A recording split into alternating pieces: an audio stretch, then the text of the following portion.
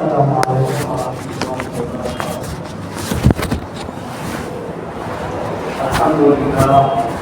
الحمد للہ وکفى وسلام علی عباده الذین اصطفى۔ اما بعد، اعوذ باللہ من الشیطان الرجیم، بسم اللہ الرحمن الرحیم۔ وَإِنْ عَاقَبْتُمْ فَعَاقِبُوا بِمِثْلِ مَا عُوقِبْتُم بِهِ وَلَئِنْ صَبَرْتُمْ لَهُوَ خَيْرٌ لِّلصَّابِرِينَ۔ وَاصْبِرْ وَمَا صَبْرُكَ إِلَّا بِاللَّهِ وَلَا تَحْزَنْ عَلَيْهِمْ وَلَا تَكُ فِي ضَيْقٍ مِّمَّا يَمْكُرُونَ إِنَّ اللَّهَ مَعَ الَّذِينَ اتَّقَوْا وَالَّذِينَ هُم مُحْسِنُونَ۔ صدق الله العظيم۔ عن أيوب الأنصاري رضي الله تعالى عنه قال قال رسول الله صلى الله عليه وسلم من صام رمضان ثم أتبعه ستا من شوال كان كصيام الدهر أو كما قال عليه الصلاة والسلام۔ قابل احترام بزرگوں اور بھائیوں، غالباً آج شوال المحرم کی 16 تاریخ اور بعض روایات کے مطابق 15 شوال المحرم کو نبی اکرم صلی اللہ علیہ وسلم کے چچا اور دوسرے رشتے سے رضائی بھائی جن کو آپ صلی اللہ علیہ وسلم نے سید الشہداء کا خطاب عطا فرمایا، لقب عطا فرمایا، یعنی امیر حمزہ رضی اللہ تعالی عنہ کی شہادت کی تاریخ، بلکہ یوں کہا جائے تو بیجا نہیں ہوگا کہ شوال المحرم کے مہینے کی بھی کئی ایک فضیلتیں اور اہمیت۔ سب سے پہلی بات تو یہ کہ اس مہینے کے پہلی تاریخ کو اللہ تبارک و تعالیٰ نے عید جیسی خوشی کا دن ہمیں نصیب کیا۔ رمضان المبارک کے مہینے کے روزے رکھ دیے اور اس کے بعد جب رمضان المبارک کا مہینہ ختم ہوا، شوال کی پہلی تاریخ شروع ہوئی اور عید کی نماز کے لیے اللہ کے بندے عیدگاہ کی طرف، مسجد کی طرف چلنے لگے، تو ایسی صورت میں خوشخبری دی جا رہی ہے۔ اللہ تعالیٰ آدم کی اولاد کی عبادتوں پر فخر فرماتے ہوئے فرشتوں سے فرماتے ہیں کہ بتاؤ اس مزدور کا کیا بدلہ ہے جس نے اپنی ڈیوٹی پوری کر دی، مزدوری پوری کر دی، اپنا کام پورا کر دیا، اور یہ کیا کہ اس کا بدلہ یہی ہے کہ اس کی مزدوری پوری ہوئی۔ پھر اللہ تبارک و تعالیٰ فرشتوں کو گواہ بنا کر آدم کی اولاد کی گناہوں کی مغفرت کی خوشخبری سناتے ہیں کہ میری عزت کی قسم، میرے جلال کی قسم، میرے علو مرتبے کی قسم، میں نے ان سب کو معاف کر دیا، یہ بخشائے گا۔ تو یہ فضیلت کسی اور مہینے کو نہیں بلکہ شوال کے مہینے کو ہے۔ شوال کی پہلی تاریخ کو یہ معاملہ ہو رہا ہے۔ دوسری فضیلت اسی مہینے میں یہ ہے کہ آپ صلی اللہ علیہ وسلم نے فرمایا کہ جو اس مہینے میں 6 روزے رکھے اور رمضان کے روزے رکھے تو وہ ایسا ہے گویا وہ پورا سال روزہ رکھے۔ ویسے پورے سال کا روزہ رکھنا منع، اگر کوئی آدمی یہ سوچے کہ ہم سال کے 360 دن کے روزے رکھیں گے تو نہیں رکھ سکتا، کیونکہ عید کے دن روزہ رکھنا حرام، اور اسی طرح ایام تشریق کے روزے رکھنا حرام، تو ایسے نہیں رکھ سکتا۔ لیکن اللہ کا خاص کرم دیکھیے، مہربانی دیکھیے کہ رکھ تو نہیں سکتا آدمی، لیکن اللہ ثواب پورے سال کے روزے کا عطا فرمائے۔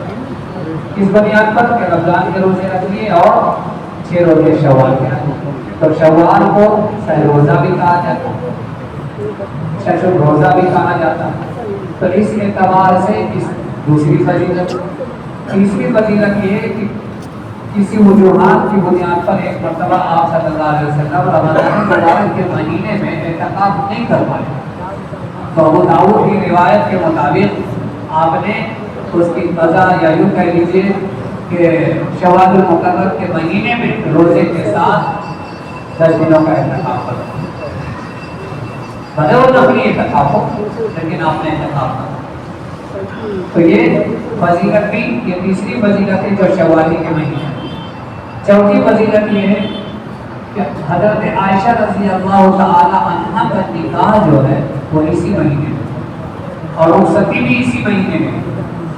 اور آپ کو یہ بات بتا دوں کہ جاہلیت کے زمانے میں شوال کے مہینے میں نکاح کرنا یہ بڑا برا سمجھا جاتا ہے، کہہ دیجیے کہ منحوس مانا جاتا ہے.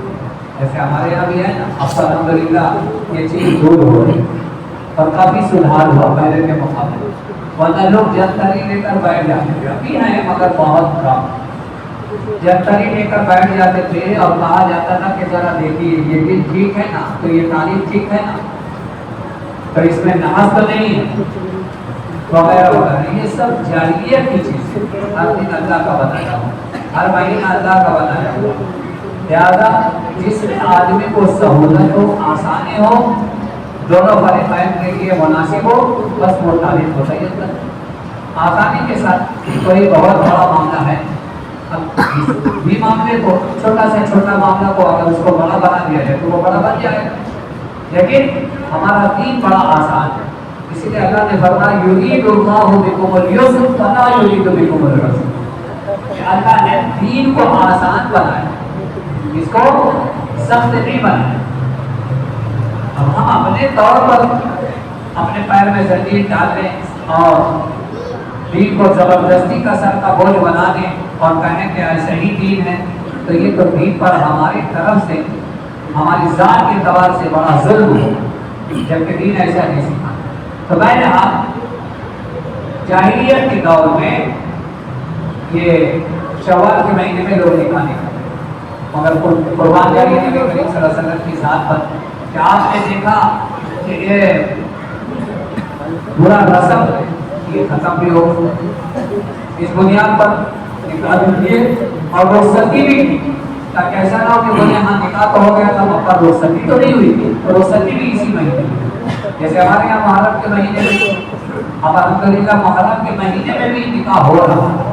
پہلے کے مقابلے میں نے کہا کہ ہاں بڑی تبدیلی آئی، لیکن ابھی کچھ لوگ جو محرم کے مہینے میں کرنا پسند نہیں کرتے، اسی وجہ سے جلدی جلدی یہ حال خالی نہیں تو وہ حال اس طرح کے شوال ذی الحجہ کا ذی الحجہ کا مہینہ ختم ہو جائے گا تو پھر مشکل ہو جائے گا.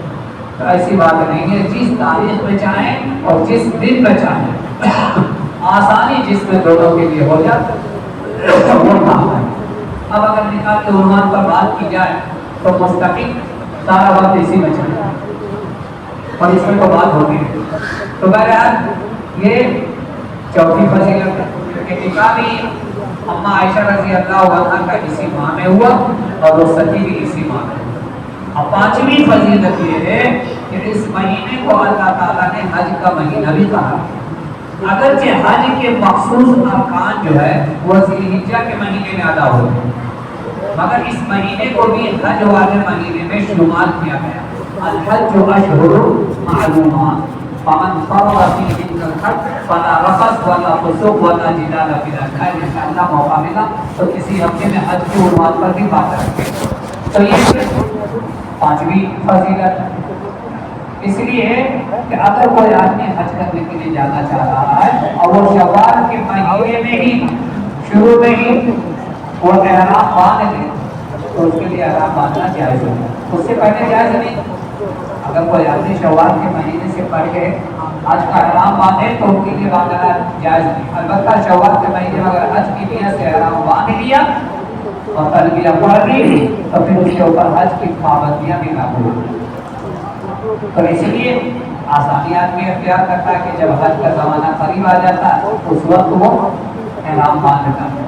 تو یہ پانچویں بات. اور دوسری بات یہ کہ ابھی میں نے جیسا کہ آپ کے سامنے واضح کیا کہ غزوہ احد جو سن 3 ہجری میں پیش آیا، غزوہ بدر تو سن 2 ہجری میں پیش آیا اور غزوہ احد سن 3 ہجری میں پیش آیا. اور ابھی میں نے آپ کو تھوڑی دیر پہلے یاد کیا کہ 15 شوال المکرم کی تاریخ میں سیدنا امیر حمزہ رضی اللہ عنہ کا شہادت کا واقعہ پیش ہے.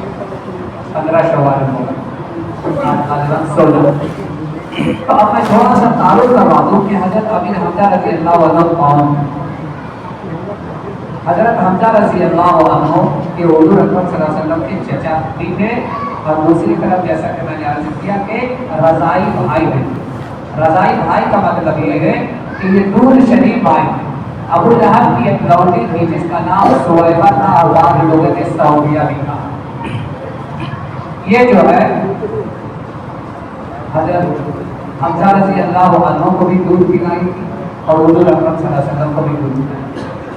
حضرت حمزہ رضی اللہ عنہ حضور اکرم صلی اللہ علیہ وسلم سے عمر میں 2 سال چھوٹے. یوں تو حضور اکرم صلی اللہ علیہ وسلم کی 11 چچا مگر 4 بڑے مشہور ہوئے. دو تو زیادہ تقدیم دینے کی وجہ سے مشہور ہوئے جیسے ابو لہب اور ابو جہل. ان دونوں نے بڑا ستایا تو اس کی وجہ سے یہ مشہور ہوئے اور 2 ایمان لانے کی وجہ سے مشہور ہوئے. یہ میں حضرت عباس رضی اللہ عنہ جو حضرت حضور سے عمر میں پڑے. اس کے لیے ایک مرتبہ حضور اکرم صلی اللہ علیہ وسلم نے پوچھا بھی تھا حضرت عباس رضی اللہ عنہ سے کہ چچا یہ بتائیے کہ آپ بڑے ہیں یہاں بڑے. تو بڑا حکیمانہ بڑا پیارا جملہ حضرت عباس رضی اللہ عنہ نے عرض کیا کہ بھتیجے بڑے تو آپ ہی ہیں مگر عمر میری زیادہ. یہ ہوتا ہے بات کرنے کا سلیقہ کہ بڑے تو آپ ہی ہیں پر عمر میری زیادہ.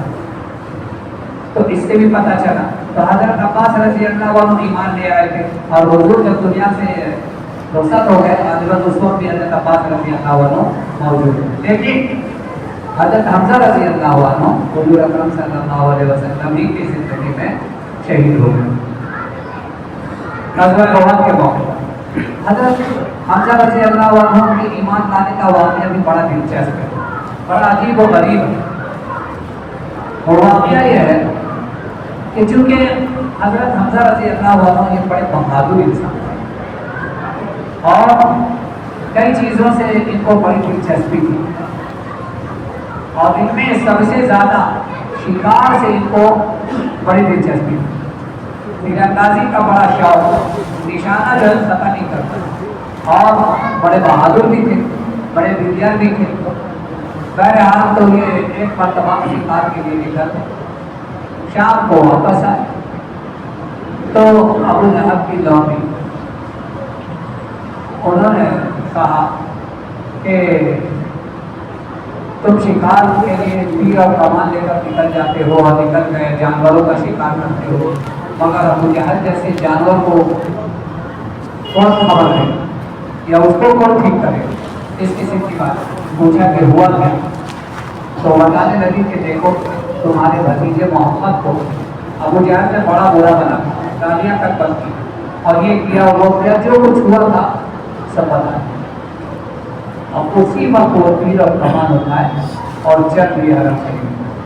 ایک سائڈ میں ابو جہل بیٹھا ہوا گیا اور اس کے سر پر کمان زور سے مارا, خون بن گئی. اس کے بعد اسے کہا کہ تو کیا سمجھتا کہ میرا بھتیجا اکیلا ہے, جو چاہے گا کر لے, اس کا کوئی ساتھ دینے والا نہیں, اس کی طرف سے کوئی بولنے والا نہیں. اور اس کے بعد بڑا غصے میں بولے. ابو جہل کے دل میں 2 طرح کا خوف ہو گیا. ایک جسمانی خوف ہو گیا کہ یہ بہادر انسان ہے اور بڑا مضبوط ہے, اگر زیادہ بولیں گے کچھ کریں گے تو یہ پٹائی کر دیں گے, مارے گا. اور دوسرا یہ بھی ڈر رہا کہ کہیں ایسا نہ ہو کہ یہ بھی ایمان قبول کر, یہ بھی ایمان میں آئے. ابو جہل نے یہ کہا کہ کیا تو بھی اس کی بات مانتا ہے, اب تو بھی جو ہے اس قسم کی اس کا یہ کرتا ہے, اس کا ساتھ دیتا ہے, کیا ان کی باتوں کو مانتا ہے؟ ہاں تو اس میں کون سی بات, وہ جتنی باتیں کہتے ہیں وہ سب سچ ہے, سب حق ہے, تو پھر ماننے میں کیا بولا. بہرحال پھر وہ وہاں سے چلے اور آ کر کے گھر پہ حضور اکرم صلی اللہ علیہ وسلم سے عرض کیا کہ بھتیجے اب تو خوش ہو جاؤ, بھتیجے اب تو خوش ہو جاؤ, کیونکہ میں نے اس کو اتنا مارا کہ اس کے سر سے خون نکل آیا, اب تو خوش ہو گیا. تو حضور اکرم صلی اللہ علیہ وسلم نے فرمایا کہ چچا میں اس پر خوش نہیں, میں تو اس وقت خوش ہوگا جب آپ ایمان قبول کریں, جب آپ کلمہ پڑھ لیں, تب مجھے حقیقی خوشی حاصل ہوئی. چنانچہ اسی وقت کلمہ پڑھ دی اور ایمان. تو اس طرح یہ ایمان لانے کا سبب ہے. اب جب ایمان لے آئے تو حضور اکرم صلی اللہ علیہ وسلم کے ساتھ مدینہ ہجرت بھی کی، غزوہ بدر میں بھی شریک ہے۔ غزوہ بدر میں جب مبارزت کے لیے یعنی لڑنے کے لیے کافروں کی طرف سے آواز لگائی گئی کہ حل من مبارز، کہ کیا کوئی ہے ہم سے مقابلہ کرنے والا؟ تو حضور اکرم صلی اللہ علیہ وسلم نے مدینے کے 3 لوگوں کو یعنی انصاریوں میں سے 3 لوگوں کو مقابلے کے لیے بھیجا۔ اب غزوہ بدر جو غزوہ پیش آیا یہ بھی ایک تفصیل طلب ہوا ہے، اب اگر اس کو چھیڑتے ہیں تو یہ بھی لمبا وقت دینا چاہتا ہے۔ خلاصہ میں بتا رہا ہوں کہ اس وقت غزوہ بدر میں 3 لوگوں کو حضور اکرم صلی اللہ علیہ وسلم نے انصاریوں میں سے بھیجا۔ اب وہ تینوں جب گئے تو پوچھا کون؟ بتایا کہ ہم لوگ مدینے کے انصاریوں میں سے۔ تو کہا نہیں کہ تم لوگ ہمارے جوڑ کے نہیں، تم لوگ ہمارے برابر کے نہیں ہو، ہمارے برابر والوں کو بھیجو، ہمارے جوڑ والوں کو بھیجو۔ تو پھر حضور اکرم صلی اللہ علیہ وسلم نے حضرت عبیدہ کو بھیجا اور حضرت حمزہ کو اور حضرت علی رضی اللہ عنہ نے ان تینوں کو مقابلے کے لیے بھیجا۔ اور جب بھیجے تو پھر کافروں نے پوچھا کہ کون ہو؟ نے کہا عبیدہ، دوسرے نے کہا حمزہ ہوں، تیسرے نے کہا علی ہوں۔ کہا آپ میرے برابر کے ہو، یعنی ہم مدنی نہیں، ہم مکی لوگوں سے لڑنا چاہ رہے ہیں۔ اس طریقے سے جب لڑکارا تو اب حضرت حمزہ رضی اللہ عنہ نے اپنے دشمن کو ایک ہی بات میں کام تمام کر، حضرت علی رضی اللہ عنہ بھی کام تمام کرتے ہیں۔ اگر عبیدہ رضی اللہ عنہ زخمی ہو گئے تھے تو جس نے زخمی کیا تھا حمزہ اور علی رضی اللہ عنہ دونوں مل کر اس کا کام تمام کر دیا، جن کا زخمی کو اٹھا کر کے عبیدہ رضی اللہ عنہ کو لے کر اپنے یہاں چلے۔ تو یہ بڑے بہادر انسان ہیں اور بڑے بڑے کارنامے ہیں۔ چنانچہ جب بدر کے بعد احد کا واقعہ پیش آیا تو احد میں بھی بڑی دلجری کے ساتھ لڑ گئے۔ 3 ہجری میں چونکہ مکہ کے کافروں کے اندر جوش و خروش تھا اور انتقام کا جذبہ تھا کہ ہم بدر میں جو ہے شکست کھائے ہیں اس کا بدلہ لیں گے، اور اس میں ہندا جو اس وقت ایمان نہیں لے آئی، ایمان نہیں لائی تھی، اور وحشی بن حرب وہ بھی اس وقت ایمان نہیں لایا، یہ وہ احد کے بعد یہ ایمان لایا، اس سے پہلے یہ ایمان نہیں لائے تھے۔ اور ایک بات میں درمیان میں کہہ دوں تاکہ کسی کا ذہن میں خلجان پیدا نہ ہو اور شیطان کسی دوسری طرف آپ کے ذہن کو منتقل نہ کرے، لہٰذا میں صاف کر دے رہا ہوں۔ ایک بات ذہن میں رکھیں، اسلام قبول کر لینے کے بعد اسلام سے پہلے جو بھی گناہ ہوتا ہے چاہے جس طرح کا گناہ ہو، اللہ تبارک و تعالیٰ اس کو معاف فرما دیتا ہے۔ نبی کریم صلی اللہ علیہ وسلم کا ارشاد ہے الاسلام یحکم من کانا یا ما کانا قبلہ، کہ اسلام جو ہے ان تمام برائیوں کو مٹا دیتا ہے، ان تمام گناہوں کو ختم کر دیتا ہے، منہدم کر دیتا ہے جو اسلام سے پہلے ہو، یعنی ایمان قبول کرنے سے پہلے جو بھی ہوتی ہے۔ اب یہ بات ذہن میں رکھتے ہوئے اب اپنی بات سامان کریں، تب آپ کا ذہن صاف ہو اور ادھر ادھر آپ بھٹکیں گے نہیں۔ چنانچہ ہندا جو بدر میں اس کا باپ مارا گیا، اب بدلے کی آگ بدل میں تھی اور وحشی بن حرب کو اس کے آقا نے کہہ دیا تھا کہ اگر تم حمزہ کو مار ڈالو، شہید کر دو تو تمہیں ہم آزاد کر دیں۔ اب یہ آزادی کے لالچ میں، اور ہندا نے بھی وحشی سے کہا تھا کہ اگر تم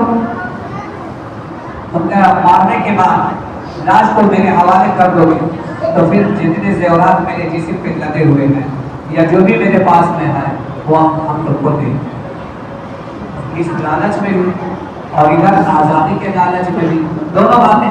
اب جب غزوہ احد پیش آیا تو وحشی بن حرب کو کچھ اور نہیں چاہیے، اسے تو صرف حمزہ رضی اللہ عنہ کی تلاش تھی کہ وہ ہمیں مل جائیں اور اس کے بعد ہم کام تمام کر کے آزادی حاصل کر لیں اور پھر ہندا سے بھی ہم یہ چیزیں کریں۔ چنانچہ وہ چھپ چھپ کر حمزہ رضی اللہ عنہ کا پیچھا کرتا۔ حمزہ رضی اللہ عنہ احد کے موقع پر گھمسان کی لڑائی ہو رہی ہے، اس میں تب لڑتے چلے جا رہے دلجری کے ساتھ 27 کافروں کو جہنم رسے اکیلا، اور دونوں ہاتھ سے تلوار چلانے، اتنے بہادر دونوں ہاتھوں سے تلوار چلانے اور ان کو سامنے لڑ کر کے ان کو گرانا یا مارنا یہ بڑا مشکل تھا، بڑا مشکل تھا۔ چنانچہ وحشی بن حرب جو اس وقت تک ایمان نہیں لایا تھا، وہ جو ہے متلاشی تھا حمزہ رضی اللہ عنہ کو ایک پتھر کے پہاڑ کے پاس چھپ کر کے، اور اس نے جو ہے دیکھا اور اس نے جو ہے کہہ لیجیے کہ بھالا جو ہے پھینکا، اور وحشی لوگوں کا بھی نشانہ بڑا زبردست ہے، اس کا بھی نشانہ بڑا زبردست ہے۔ چنانچہ وہ بھالا جو ہے یا وہ ہتھیار کہہ لیجیے حمزہ رضی اللہ عنہ کے ناک کے نیچے لگا اور پار ہو، جس کے بعد وہ گھوڑے سے گرے اور اس کے بعد وہی جو ہے شہید ہو گئے۔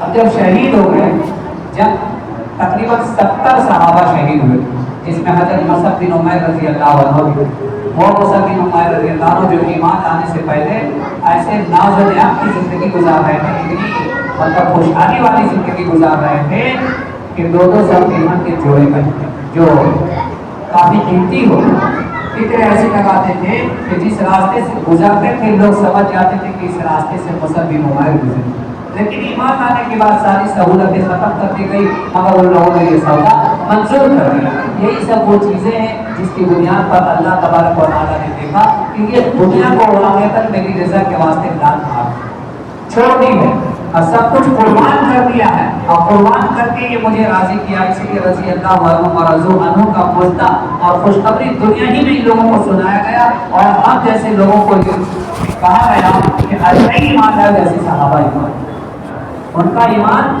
وہ واقعتاً معیاری ایمان ہے، وہ جس انداز سے نماز پڑھتے تھے اسی انداز سے تجارت کرتے تھے، جس انداز سے نماز پڑھتے تھے اسی انداز سے بیوی بچوں کے ساتھ معاملہ کرتے تھے، جس انداز سے وہ نماز پڑھتے تھے اسی انداز سے وہ دکانداری کرتے تھے، جس انداز سے وہ مجمع میں ہوتے تھے اسی انداز کی زندگی ان کی تنہائی کی ہوتی۔ صحابہ کرام کا ایسا ایمان ہے، اس لیے کہ اللہ تو ہر جگہ موجود ہے اور ہمارے ہر عمل اور نقل کو تو اللہ تبارک و تعالیٰ دیکھ رہے ہیں، تو ہم اگر مسجد میں پکا مسلمان اور باہر میں مسلمان نہیں ہیں تو اس کا مطلب ہماری زندگی دو رنگی ہے، تو صحابہ والا ایمان نہیں ہو، صحابہ والا ایمان نہیں ہو، یا تجارت میں ہم ایمان ہیں اور مسجد کا ہم نمازی ہیں تو ہمارا صحابہ والا ایمان نہیں ہو،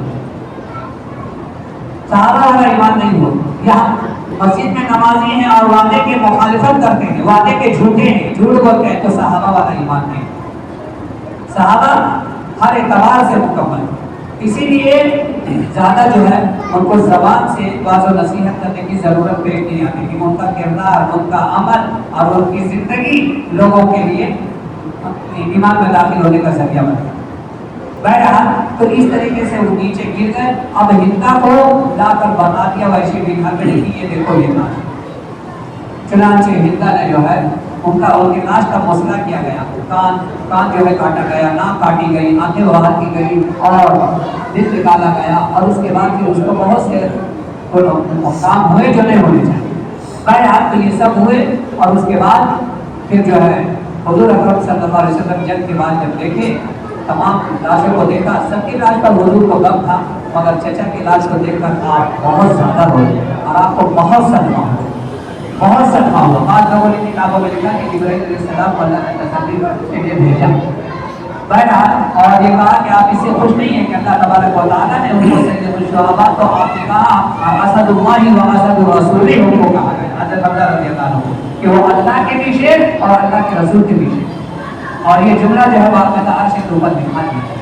سید الشہداء یہ کسی اور کو حضور نے نہیں بنایا، یہ صرف تمام شہیدوں کے سردار حضرت حسین رضی اللہ عنہ کے بھی سردار حضرت علی حمزہ رضی اللہ عنہ، اس لیے حضرت حسین رضی اللہ عنہ کی بھی شہادت بہت مبارک، اور جب وہ موقع آئے گا تو اس پر بھی انشاءاللہ بات ہوگی، لیکن بتا دوں کہ تمام شہیدوں کا سردار جن کو حضور اکرم صلی اللہ علیہ وسلم نے فرمایا وہ حضرت حمزہ، حضرت حمزہ کا مسئلہ کیا گیا، آپ دیکھ کر بڑا صدمہ ہوئے، حتیٰ کہ آپ نے ارادہ فرما لیا کہ ہم جو ہے ایک کے بدلے 70 کافروں کو کریں، یعنی حضرت حمزہ رضی اللہ عنہ کو ہم اس طریقے سے ان کا بدلہ جو ہے 70 لوگوں کے ذریعے دیں، مگر اللہ تو اللہ قرآن کی آیت نازل ہوئی 14ویں پارے کی آخری کی 2-3 آیتیں میں نے خطبے کے شروع میں پڑھا تھا، اسی میں اللہ نے فرمایا وَإِنَا أَخَذْتُمْ فَعَاقِبُوا بِمِثْلِ مَا عُوقِبْتُم بِهِ وَلَئِن صَبَرْتُمْ لَهُوَ خَيْرٌ لِّلصَّابِرِينَ، کہ اگر آپ بدلہ لینا چاہتے ہیں تو اتنا ہی بدلہ دیجیے کہ ایک کے بدلے ایک کا بدلہ ایک. اور اگر آپ صبر کر لیں تو یہ آپ کے لیے اور بہتر ہے. کیونکہ حضور کی زندگی کو پوری دنیا کے لیے نمونہ بننا تھا، اس لیے اللہ نے یہ تربیت فرمائی. اللہ نے حضور کی براہ راست تربیت فرمائی. حضور کی کوئی استاد نہیں، حضور کی تربیت اللہ نے فرمائی. قرآن کی آیت نازل ہوئی اور فرمایا وَاصْبِرْ وَمَا صَبْرُكَ إِلَّا بِاللَّهِ وَلَا تَحْزَنْ عَلَيْهِمْ وَلَا تَكُ فِي ضَيْقٍ مِّمَّا يَمْكُرُونَ. آپ صبر کیجیے، اللہ کی ہی توفیق سے آپ صبر کریں. آپ غم نہ کریں، آپ اپنا سینہ تنگ نہ کریں. اللہ تقویٰ والوں کے ساتھ ہے اور اچھے کام کرنے والوں کے ساتھ ہے. چنانچہ حضور اکرم صلی اللہ علیہ وسلم نے فرمایا کہ کیسا لگتا ہے. البتہ وحشی بن ہر بات میں ایمان لے آئے، ہندا بھی بات میں ایمان لے آئے. اور ایک طرف سے ہندا جو ہے رضی اللہ عنہ یہ حضور کی سانس بھی تھی. کیوں؟ اس لیے کہ ہندا کی بیٹی تھی ام حبیبہ جو ام المؤمنین حضور اکرم صلی اللہ علیہ وسلم کی زوجہ محترمہ ہے اور حضرت معاویہ رضی اللہ عنہ کی بہن. اس لیے اب ان کو برا بھلا نہیں کہا جا سکتا، چاہے ہندا ہو چاہے وحشی بن حرب ہو. وحشی بن حرب کے ساتھ بھی رضی اللہ عنہ اور ہندا کے ساتھ بھی رضی اللہ عنہ. اور ہندا جو ہے وہ ابو سفیان رضی اللہ عنہ کی بیوی تھی. اللہ تبارک و تعالی ہمارا آپ کا بھی ایمان حضرات صحابہ کرام رضی اللہ عنہم اجمعین کا جیسا مضبوط بنا. الحمد للہ.